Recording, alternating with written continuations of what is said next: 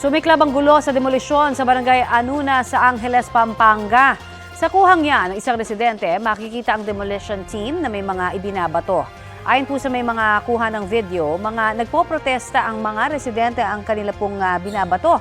Pero hindi malinaw kung sino sa magkabilang panig ang nagpasimula ng pamamato.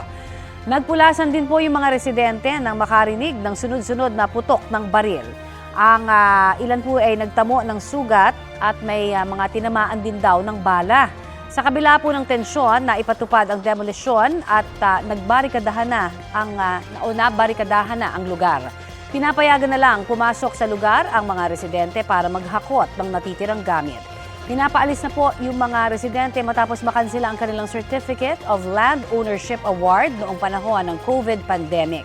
Sinusubukan pa ng GMA Integrated News na makuha ang panig ng Clark Hills Development Corporation na humiling ng demolition order sa mahigit 70 ektaryang lupain.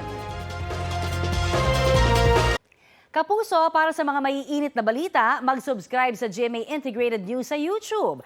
Sa mga kapuso naman abroad, subaybayan nyo kami sa GMA Pinoy TV at sa www.gmanews.tv.